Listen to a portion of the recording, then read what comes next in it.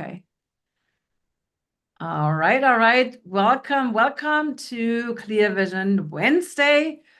It's my show on natural vision improvement. I'm Claudia Mühlenweg. I'm the creator of the Natural Clear Vision Method and the founder of the Natural Clear Vision Institute. And today we have a very special guest, a holistic optometrist, which there isn't that many, right? I get this question all the time. Can you tell me some holistic eye doctor in my city? So I'm so glad to bring her back, Dr. ElisaBe. Let me highlight you. Welcome, welcome. Thank you. Thank you. So Thank you.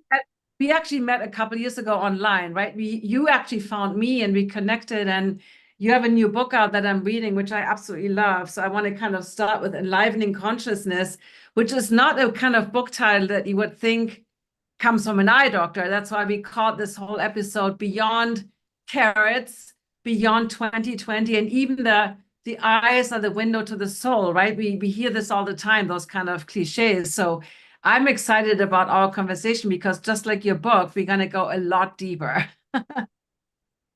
So yeah, tell us a little bit what kind of brought you to like write this book, or why are the things you have like five, you said it's 5 books in one. Tell us a little bit about those chapters or those pieces. Right, right. So you held up the soft cover of my book. I'll hold up the hardcover. It's the same thing. It's just hardcover. And the subtitle is Deepening Your Journey Through Vision, Movement, Nutrition, Nature, and Spirit. And so the reason I wrote the book is because I didn't learn all of these things in professional school. And I'm not the only professional that didn't learn all the things in professional school. It turns out that that's been the case in Western culture for 100 years, or so. And it was time to literally turn the page. And I haven't had a physical practice since 2018. I got my master's degree in 2019 in spiritual nutrition. And I can go into more detail about that whenever you want to. And then I thought I have to write a book on this, on the idea of reversing eye situations, we'll call them perhaps, using the ideas of spiritual nutrition, not just what you put in your mouth, but what you allow to come into your whole ecosystem of you as a person. And I then realized, well, wait a minute, I'm an eye doctor. And so then I wound backwards. And what year is it now? 2024. The book was just published.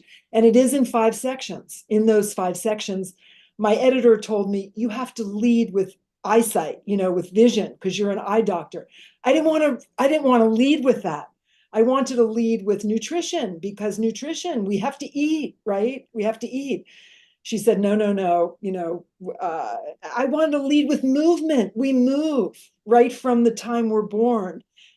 We move and we develop our vision through movement. She said, no. So then I did rearrange things, and I started the book out with what is a regular eye doctor, what is a holistic eye doctor, and we went from there. I think I absolutely love this because in the book you explain what do you expect in the traditional eye exam, what is not happening in the traditional eye exam. And I think this is so important for many people that don't really a lot of times understand what their doctor is doing. So I think that old saying, like, give them what they want and teach them what they need, right? That's what we usually learn, like in business, which makes sense, right? People are not going to buy. That's why I often YouTube titles are eye exercises, because people look for eye exercises. Do I like that word? Do I teach that? No. But we have to also think about, and I'm not saying that people out there are dumb, quite the opposite. All our followers are super smart and educated, but it's not, the vocabulary is very different. What you learn, what you hear from everybody, right? So by the time somebody is on a level that we're discussing about today, they will understand these words, but most people don't. And I think it's important that I think your mission, just like my mission, is to help as many people as possible and understand how the eyes are so much more than the eyeball. What you in optometry school learned, right? You look at this thing, this round shape that's sometimes not quite round, but right? Which is so.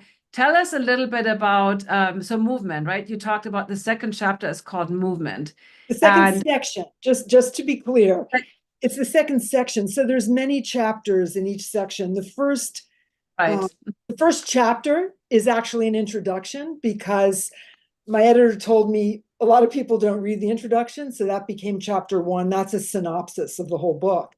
Chapters 2, 3, and 4 are vision chapters. And then chapter 5, 6, and 7 are the movement chapters. So just to be clear, because right. there's so many facets to every part of us, right? And yeah, it's more than just the eyeball. And I'm just laughing now because you can see behind me my physio ball, which is a big, what some people would call exercise ball. But it allows you to lean in and feel the counterbalance, right, of your body. Just like when you lean in to your eyesight, it becomes your visual system.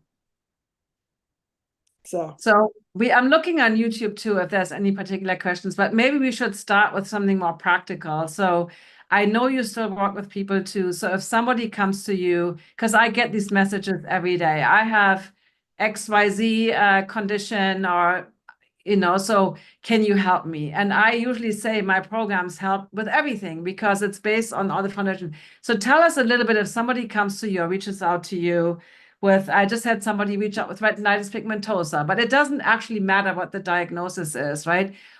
How do you approach, how do you help someone? Like, where do you start? Well, so it's interesting because I'm an eye doctor. The first thing that I have to do is refer them to a specialist to make sure that they're being followed by Right. that specialist. So for retinitis pigmentosa, the person would need to be followed by a retinal specialist. All of the activities, the things that we promote, it's true. They do help everybody. To what extent, it's hard to say because you're increasing the flexibility in your system. Our bodies are systems, right? And so I don't, uh, guarantee that somebody is going to, if they have an eye disease, that their eye disease is going to be stopped or reversed. But I do offer the possibility that that's a possibility. And it's not just about your eyeball. It's about how you are taking care of your entire body, every cell in your body, because every cell is communicating with every other part. And retinitis pigmentosa, I mean, we were taught in school that it is a progressive degenerative disease that leads to blindness. Well, we were also taught in school that diabetes is a progressive disease that leads to blindness. Well, I almost wrote my master's thesis on reversing diabetic retinopathy. What is diabetic retinopathy? The very back of your eye, you just held up an eyeball and my model eye is over there. I'm not going to go pick it up and show you, but we can use our hand as the back of an eye. The back of the curved part of the retina has very delicate blood vessels, as you know, and as you teach, Claudia. And if we can figure out how to systemically take care of ourselves, it doesn't just help the regular systemic diabetes, but it helps your eyes. And so I have seen, and I write an anecdote about this in my book. And to be honest, I'm not sure if it's in the vision section or the nutrition section, but it's in there somewhere about a chance meeting I had with a person that's very strong in vegan, in plant-based nutrition. And I met him, Rip Esselstyn is his name. I met him in a Whole Foods, Whole Foods market in Pittsburgh a number of years ago.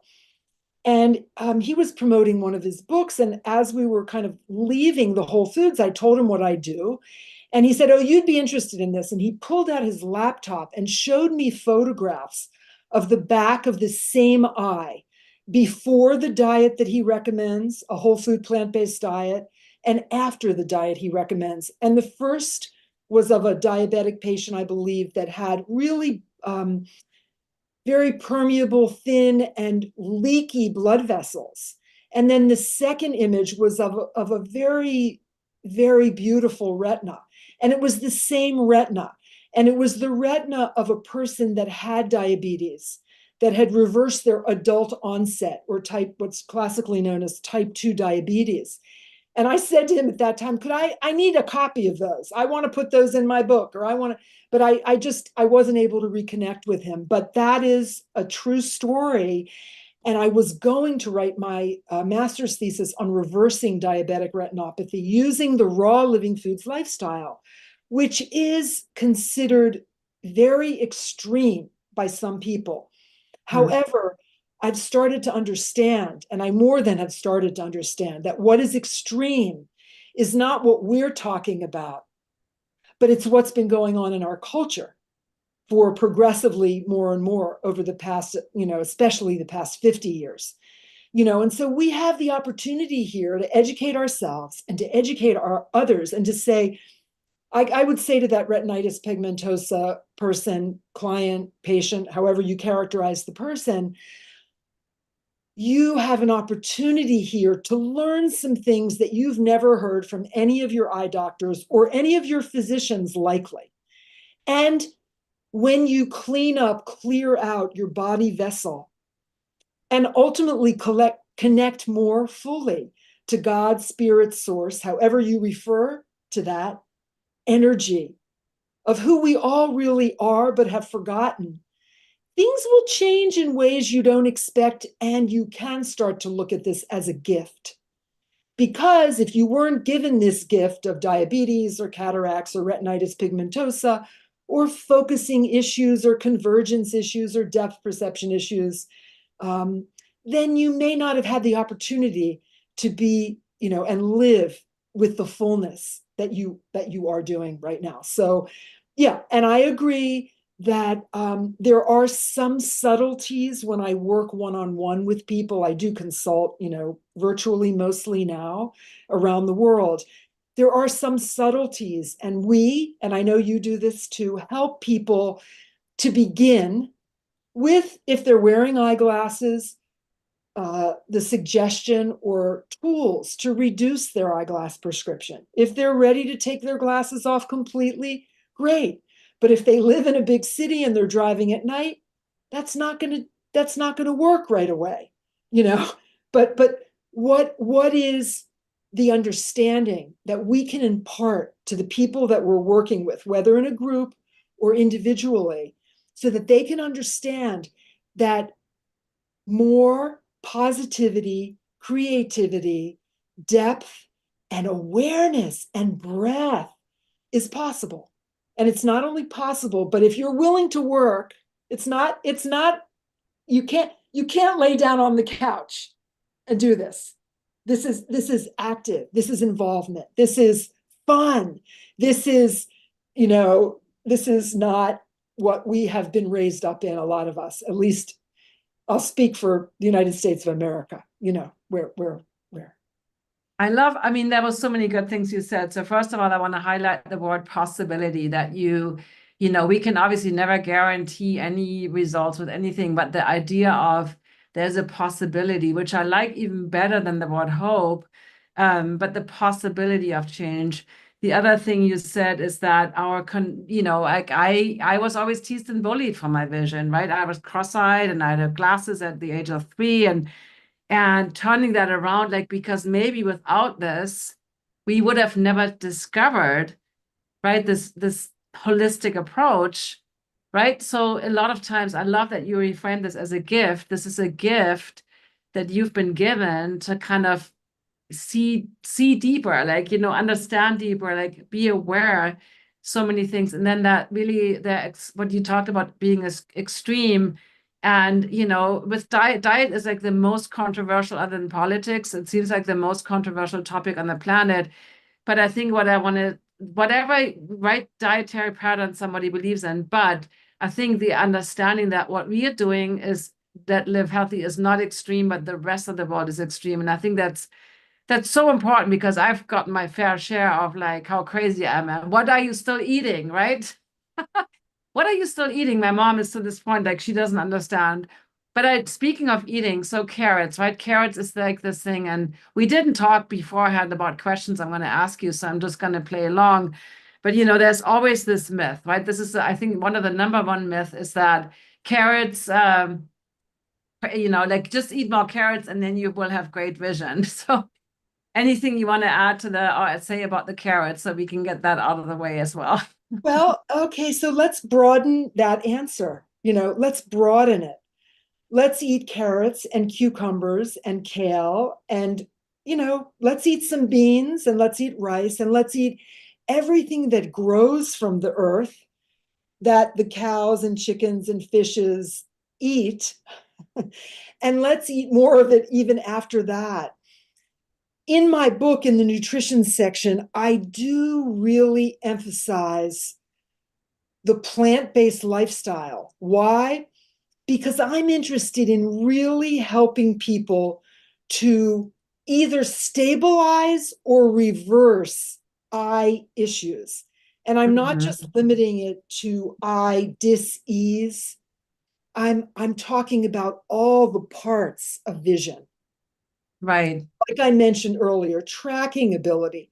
How smoothly can you move your eyes along the line of print that's in front of you? In the old days, it was a book. Yes, I still, I don't have my book yet as an ebook or as an auditory book, not yet. I just have a book for now on purpose because I want people to be able to pick it up and move around while they're looking at it and not be exposed, to the EMFs or whatever else the heck is going on around us. And right now, I'm looking at a screen and I'm playing with a ray of light that's I coming see that. across, that's coming across my screen. Why? Because the sunlight is moving. The sun is moving, and so I'm moving with the sun. And with a book, I have that opportunity to not be frozen. Can I say something about this? This is very interesting because I see people that I've interviewed, like the people that have the best vision, a lot of times move around, which is can be kind of distracting when you're being interviewed. I have another little story. This is something that somebody contacted me. 10 years ago, I spoke to him a couple of years ago again. A doctor who was always a big believer of the Bates method and natural vision improvement, and he did his residency with a pediatric ophthalmologist. And I wanted him to have him come live, but he's like, I'm not going to get in trouble for all. But long story short, he talked about how the kids that weren't moving, like a lot of times the myopes, the scared kids, the introverted, they would put their chin in the little thing and stare at the eye chart and they leave with a pair of glasses. And the kids that were just sitting there like moving around, which is natural with vision, right? They left without glasses. And I thought that was so interesting because movement is not just in your method, in my method, in the Bates method, and it's not just, you talked about tracking movement. So maybe we should speak for a moment about movements that the eyes make, right? You talked about tracking, which is kind of like, just describe the form movements or the main key movements that the eyes make so everybody Well, understands a little. so tracking is a larger movement of your eyes. It could be side to side, crossing your midline. It could be up and down along your vertical axis. It could be, the classical directions, the diagonals. It could be the circular movements of your eyes, because of course we have all of these eye muscles, the muscles on the top of the eye, the bottom of the eye, the sides of the eyes, and then the oblique muscles. And so our eyes are a mini version of really any circular joint. Our shoulder joint, moves it spirals around. And our eyes, you could think of almost as a joint. I've never even characterized them this way. I'm making this up as I go. But just think of that. Think of the spaciousness and the mobility and the possibility. And so I actually am moving a little bit more than I might normally move, because I'm noticing and I'm having fun and playing with this Right. ray of light that's coming in. And I'm also bringing up in myself, or I'm reminding myself that it is important to move because I am not a completely recovered myope. I'm not. That's the truth. I still wear glasses to drive at night because I need a slight prescription, much less than I had before. But tracking saccades are very small movements, small eye movements, lots of saccades together give you a pursuit, which is also called tracking. And then there's the movements of the eyes that involve depth perception. So convergence, turning your eyes in to look at a single point in space, Right. divergence, relaxing. Thank you very much. We're a good team. It's hard to my David Bowie eyes, I always say, but I'm trying to like, so converging is, they're very off, they're very weird, goggly eyes. But I love that you talked about fun because we take all this stuff too serious, but they come together, right? Converging and then diverging is, yeah, okay. And so there are many people that I've worked with over the course of my career. You would have been one of them, right? If we crossed paths in that way early on, where their eyes are not working together as a team, right? And so you've retaught yourself, you've taught yourself, you've re-educated not just your visual system, because you're not just working with your eyeballs, but your whole movement, physiology, your mindset, your emotional set, your nutrition, and when people make fun of us because we do these things, then what we really understand is that it is their misunderstanding or lack of education to this point. But they then will have the opportunity, if they start to see your vibrancy, as they start to see your beauty and your resilience and your flexibility.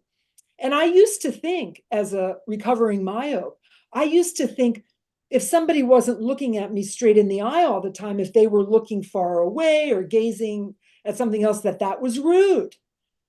Because that's another thing that we've been Yeah. educated to, that we need to sit here and stare. Now, if I was going to be looking directly at you, Claudia, I would be doing this because I would be looking at the camera, which is Right, over there, right. and I would have to really kind of focus. And that's another component of vision. How does the lens of the eye move? But it's not just the lens of your eye, it's way more than that. Talk a It's little bit about that. I think that's a good topic. Talk a little bit about the focus. okay. Like, So, what is focus? Classically, we're taught that are the lens in our eye, which is a very powerful lens, by the way. It's a 60 diopter lens. When we prescribe glasses, the glasses are maybe 2 diopters or 1 diopter, or if it's a real situation at the 11 diopters. That's huge, a huge amount of power. The lens in our eye is a powerful structure, and so there are little zonules that attach to the lens inside of our eye, these little filaments, fibers. The way that we attend to things creates shifting in the lens of our eye. So when we look at something up close, our lens will bulge a little bit, show you from the side, and you can start to visualize this. You can imagine that you can feel it, and maybe you will feel it at some point. And then when we look at something far away, so when I gaze beyond my computer screen and I look out to the beautiful tulip poplar tree that's at its peak now here in southwestern Pennsylvania, I'm relaxing the lens of my eye, and it's flattening a little bit, and the zonules are reacting, and my whole body is reacting. And then I can go into my body and know that when I breathe more deeply, my eyes will relax more, along with my neck and my head and my torso and my feet down to the tips of my toes. And then I can relax my shoulders a little bit more, even though I'm in an interview in front of a computer screen with no longer light shining in my eyes because the sun has moved? Or is it the earth that's moved? Well, my perception is that the sun has moved because it's not in my eyes anymore, and so there's focusing ability, there's tracking ability, there's focusing, there's depth perception. When we use our two eyes together as a team, we have a sense of depth and spaciousness.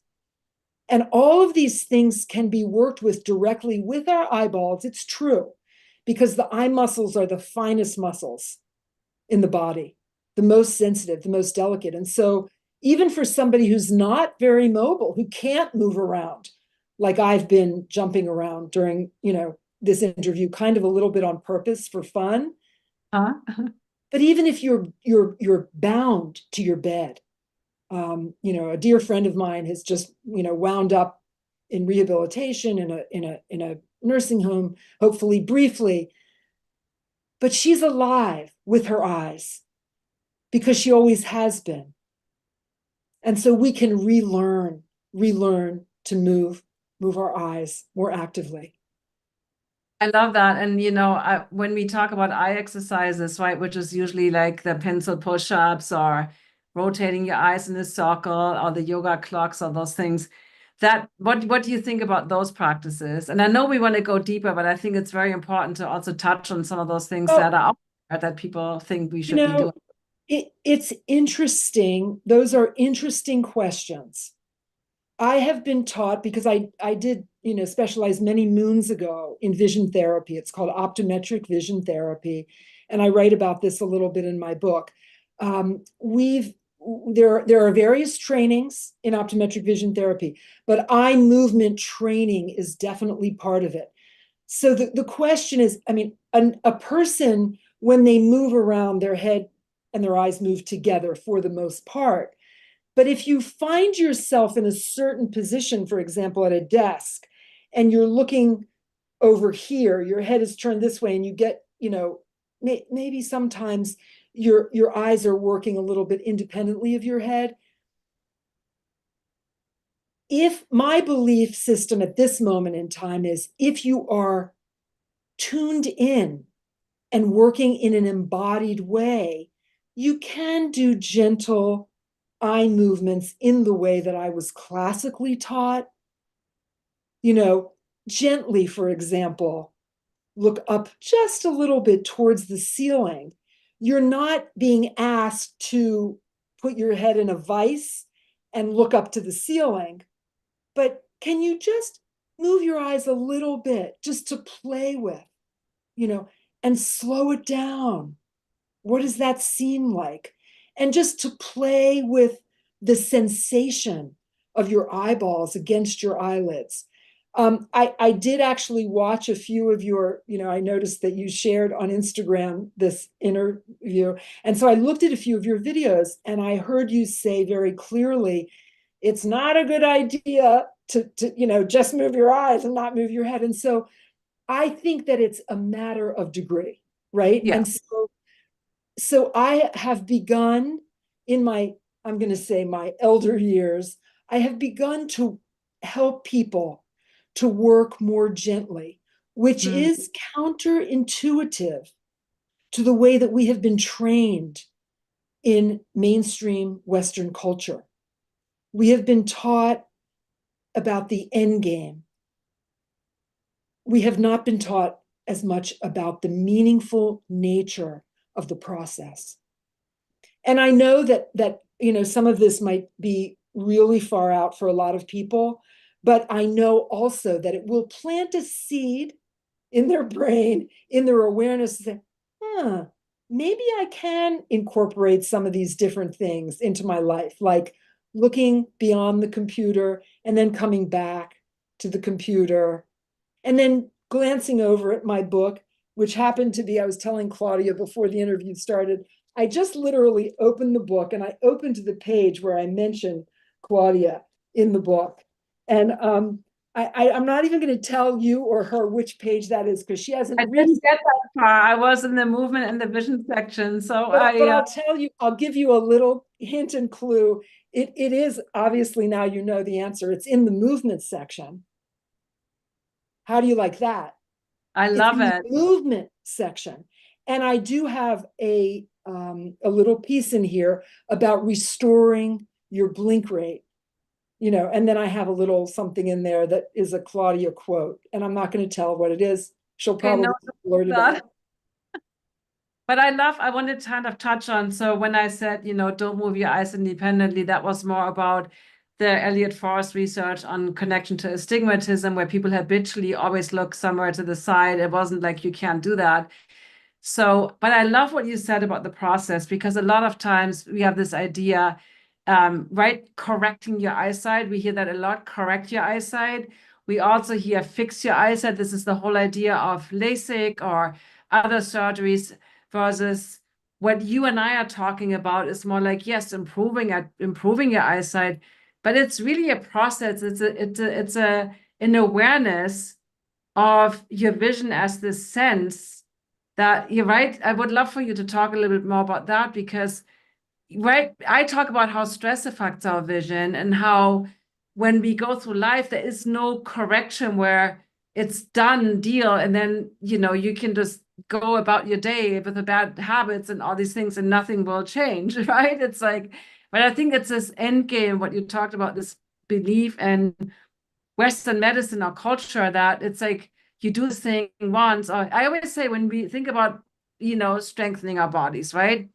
And people are like, okay, I'm going to go to the gym for 3 weeks, or I eat a really clean diet for 3 weeks, and then I'm fixed, I'm corrected, and I'm off back to what I did before, right? We immediately understand that doesn't work, but for vision, somehow there is this belief we do this thing once, or how many weeks does it take, right? Can you talk a little bit about that in terms of your thinking?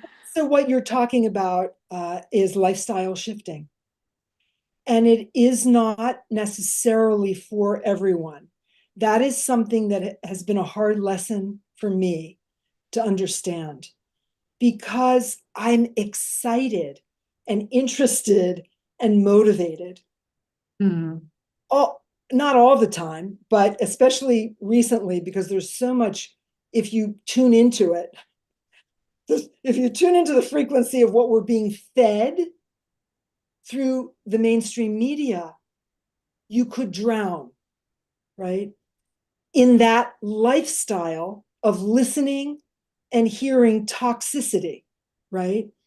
But the idea is that we all have the potential to shift into habit patterns that replace the old habit patterns. And so I took the liberty earlier, in the interview, to play with this beam of light that was coming across my face in the moment.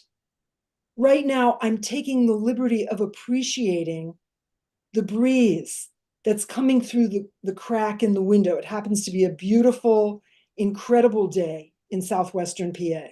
It's sunny, the breeze is blowing, but if you're not here right now, and I'm not even, I'm inside a room, you're inside a room, can you visualize that? Can you take the opportunity to feel the breeze?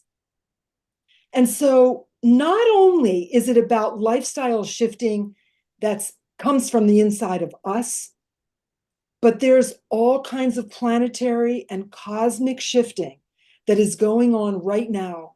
And there, I don't know what you believe, whether you believe it or not, it's happening.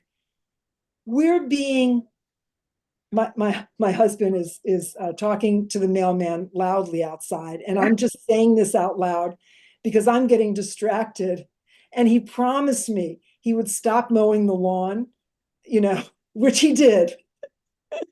I always these things great peripheral vision stimulators. So when there's a squirrel or a cat running around the yard, I'm like, okay, thank you. Because it's like, it's touching. It's like sometimes we can get, we haven't even talked about over focusing and under focusing, but that we can get into that hardcore focusing with all this effort. And so I always appreciate the movement in the periphery especially when we are on screens, because it's so easy to just get sucked into that.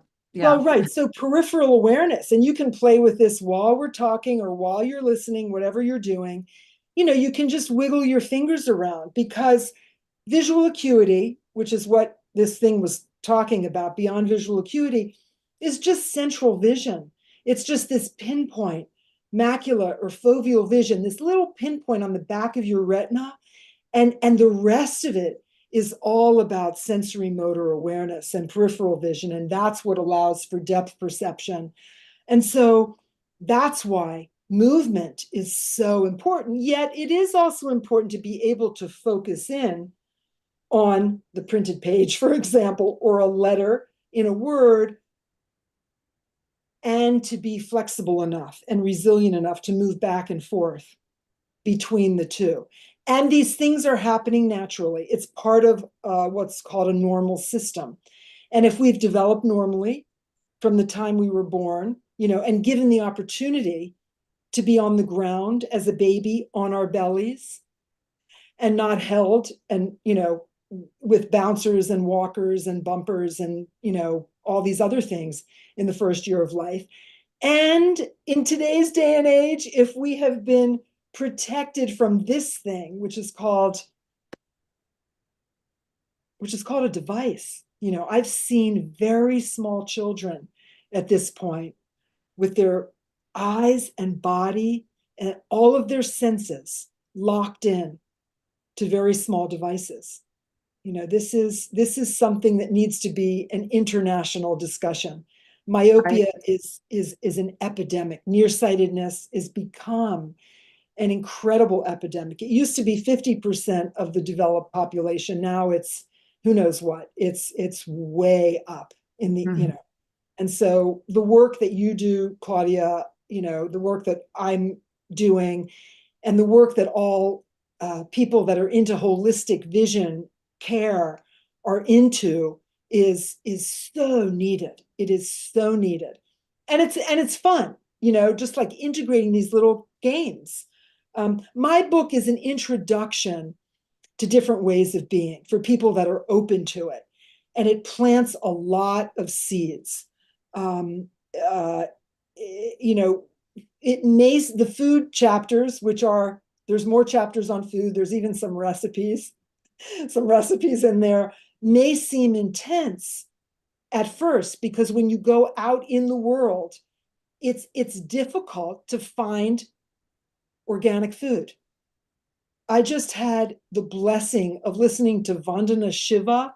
I don't know if you've heard of her, but there's a documentary called The Seeds of Vandana Shiva. I listened to her for a week with 25 others at the Omega Institute in Rhinebeck, New York.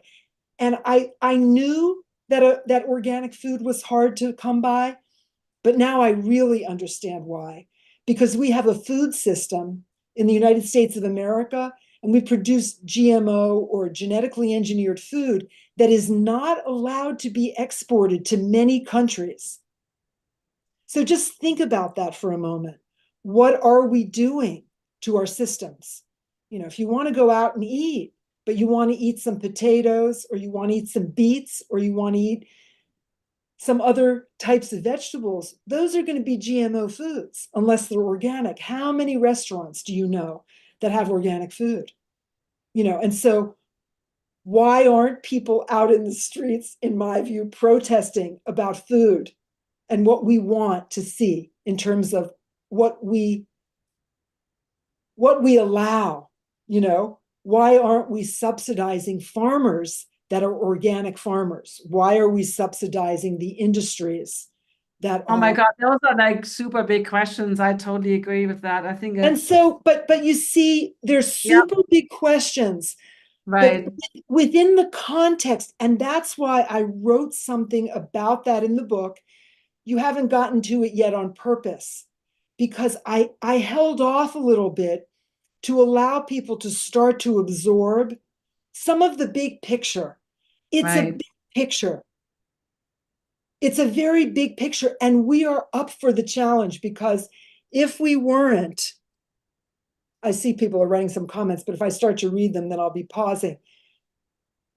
if we don't see the big picture, we have some real big things we're going to have to be working with, you know? And so staying in the positive, keeping our vibration high is the top of my list for now. And so I've written the book in a way, for the most part, that is positive, creative, and it gives you some tips and tools to get started. You know, it's not the detail of a program of yours or a program of mine, but it is an allowing. I mean, and I was interviewed not too long ago by two women who said, I could feel it just reading your book. My vision was improving, you know, and I said, God bless The you. book is No, thank beautiful. you so I've much. gotten like halfway through. It's amazing. And I think I want to close with like, because I get a lot of questions from parents and grandparents, and you touched a little bit on the myopia epidemic. And I remember being a single mom and, you know, really working my butt off, doing the best I could. And it's not easy. You know, my kids did go to Montessori and Waldorf schools because that is a like sensory approach that is not just sitting at a desk and learning and studying and learning multiple choice tests. But, you know, not everybody has that opportunity to do that. And not everybody has the finances or the, you know, like even the location close to something like that's more whole child centered in their approach. So like what, because a lot of times I just had somebody on a class I was teaching yesterday, you know, saying the 3-year-old needs glasses for astigmatism. And I'm just like, oh, no, don't do that. But I mean, what can parents or grandparents do that really want to do the best for their child, but also get all this conflicting information? Like, is there any kind of tips, or not just for children, um, overall, like, but are there some tips what people can do? But children are dear to my heart because I feel like as a parent, you really want to do the best, but it's also very hard as a parent because I never got more criticized for anything in my life than being a parent because everybody has an opinion. And so, right, I feel like you easily get into this defensive state because now it's not just about your own choices. You can be just whatever, let me do whatever I want. But now you kind of, do you know what I mean? Like, I feel there's this extra layer of feeling like vigilant and really wanting to make sure that you do the right thing. So any tips that you have for parents or grandparents? I think for young children, the idea is to make sure they have a chance to play. And um, in the first year, the first 6 months of life in particular, make sure that you're down on the floor if you're able to get down on the floor with your baby. Make sure your baby is on their belly and that you can go directly across from them at eye level and play, you know, just present a few, you know, just play with your fingers or play a hide and go seek game. Bring some balls, play with bouncy balls, play catch, um, run around, play tag, get some chalk and draw on the pavement and play with balance, moving from side to side, hopping, skipping, jumping. And if they can't do that, okay, just have them stand and play a game where you lean to one side without falling over. Come back, you know, lean somewhere else, don't fall over, you know. And so just using your creative spirit to meet the child away from electronics in today's day and age. But you know, games like the old-fashioned, you know, clapping games, tapping games, games in real space in real time, um, you know, even card games, board games, games where there's interaction with other humans, if possible. If you find that you're, you know, taking your child, if you have the opportunity, to a play group, I found this with our now 28-year-old. When she, you know, with my 32-year-old, the children knew how to play themselves, and I could be in a separate room. But once the, you know, the 28-year-old, when she was little, I noticed that the children weren't really playing as well. And so you just need to be mindful that you can be, if you will, you know, a bit of a playmate there so that you can then teach the children how to play. And this may sound really far out, but this is where we are right now. There's a different reality. And so, and just feeling tone, cross-lateral patterns. There's just an opportunity here for recognizing where we are and then recognizing that there's another way. So, if a child has astigmatism at age 3, I would say, well, let's just try a little bit of a program here for a period of time and have the child doing some rolling, getting down on the floor and rolling at different rates. I can go on and on, but just know that real action in real space is what this body, this technology that we have here, is the highest level of technology. We are, and we need to remember that.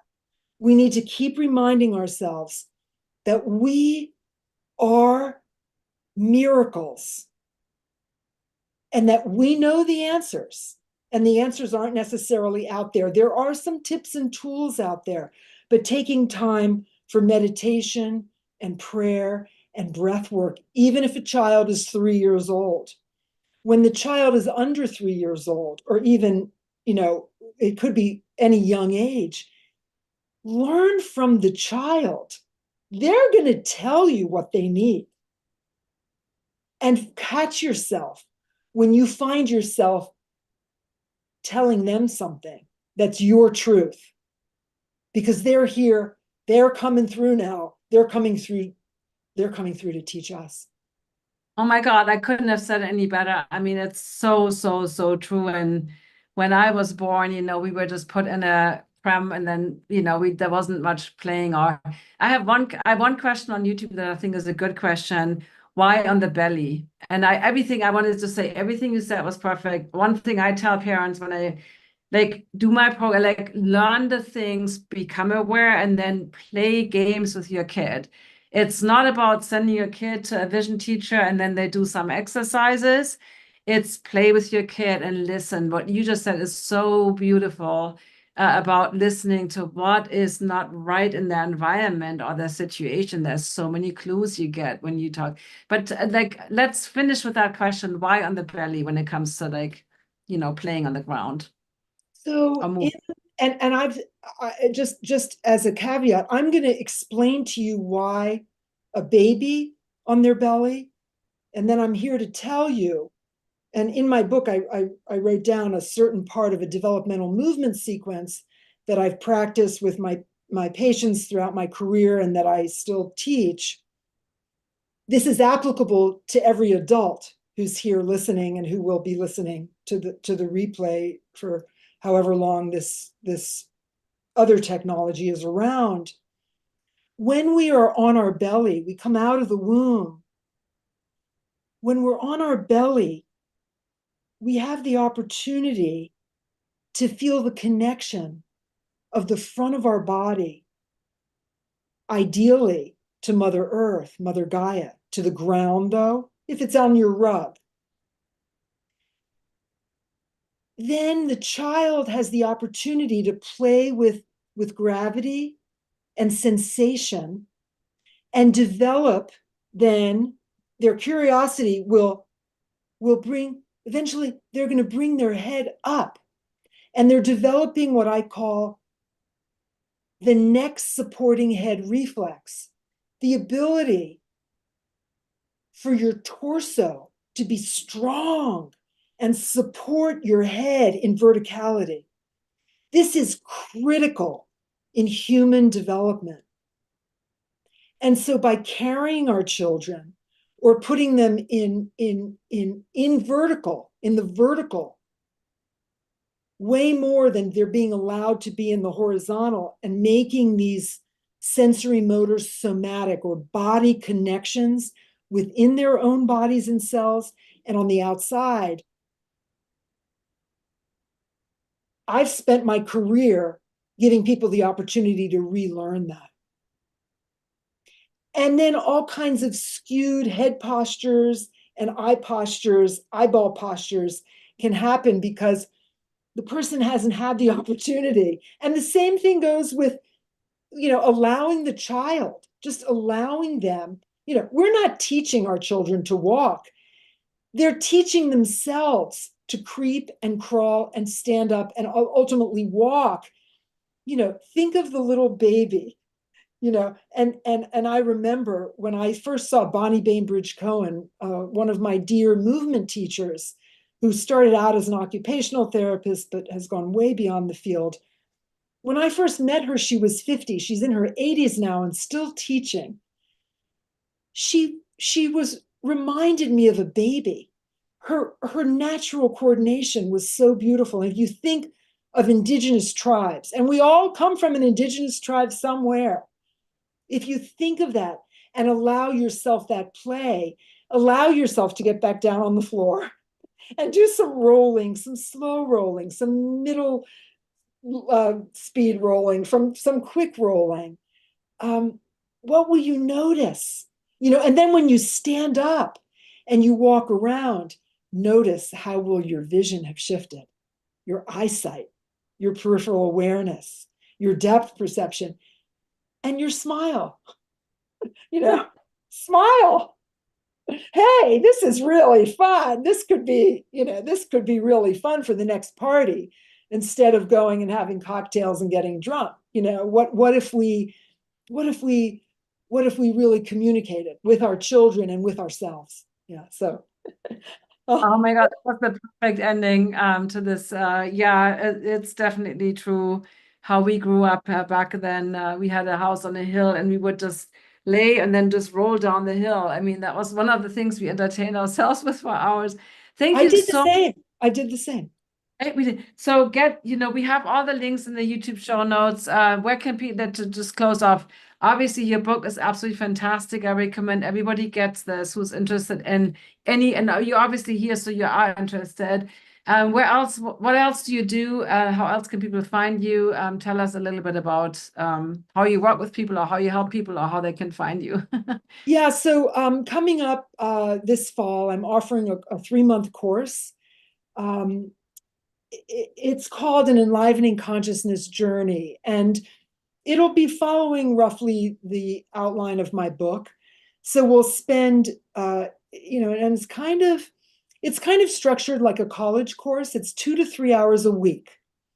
And so for 2 hours a week on Tuesdays, it will be some didactics. I'll be showing some slides, some visuals of a lot of different parts of our body, actually, and a lot of different things. And then part of it will be experiential, meaning we'll be going into some ways, like I keep going back to, some tips and tools to improve and increase your awareness, expand your awareness. 3 of the sessions will be on vision. 3 of the sessions will be on movement. That's 6. 1 will be on nutrition, 1 will be on nature, and 1 will be on spirit. And then in conjunction with that, the course includes a Wednesday morning EmbodyVision somatic yoga, gentle yoga class. It moves so slowly, Claudia, you wouldn't even believe it. And then when you stand up at the end, because we spend most of the time on the floor, you can do it seated, but often we're on the floor. You get up and you're like, whoa, what did this have to do with eyesight or vision? But I'm going to be integrating more of the visual system. I love that. And that's all digital. And otherwise, we posted your website, your book. Thank you so much. You are an incredible pioneer, I would say, in the field of vision and really taking it to a whole nother level, way beyond even what's considered out there, the neuro and developmental optometry, to a whole nother level. So thank you for being here and, showing us a little glimpse into how you approach things, and hopefully people find this helpful. And with all the links. I'll just add that Balboa Press is the publisher. You can get the book through them. It will be more widely available as time moves. Sounds good. All right. Well, thank you on YouTube. We will have a little bit extra time with my Clear Vision Club members here on Zoom. So thank you. Goodbye.